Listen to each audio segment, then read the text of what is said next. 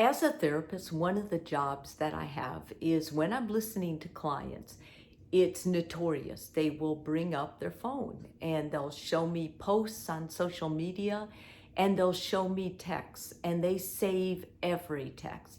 And sometimes what's written in the text, it's very easy for me to delineate when the relationship started going badly. I read the text, something was in the text that you should never put in a text, and from there, it's a downward spiral. So there are ways to protect your relationship from this, from sending texts, from miscommunication, because communication is the most important thing anyway. And I will tell you, texts make that really difficult to do well.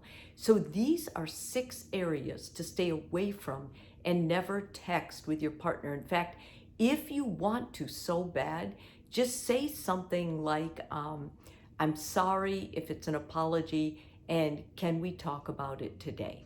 And something like that is going to engage your partner and make the situation better than sending something insulting or yelling.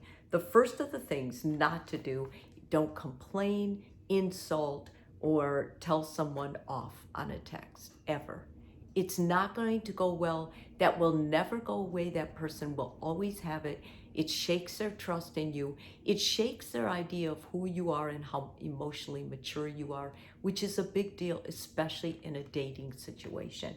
Explanations and apologies. And I was alluding to this one before. It's not a good idea to start a long litany of apology on a text. Doesn't mean anything. Doesn't mean, that you're going to change your action or anything else. What does is just simply saying, I am really sorry I hurt you, and can we talk later? That's going to tell your partner you're invested and you want to make things better. Questions about the other person's behavior. When you send a text and ask them, what were you thinking during this time? Why would you do that to me?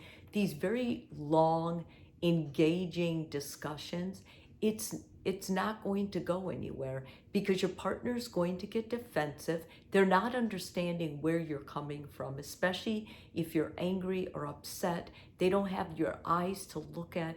These kinds of conversations must be done in person to be effective. Any secrets. If you have a secret or you want to tell your partner a secret, don't ever text it. I've seen them backfire more than once. It's just not a good idea. If you want to tell someone a secret, tell them in person when you see them. There's a higher likelihood they'll forget it or they'll forget parts of it. And it's something you guys can bond over, but not via a text. Anything private.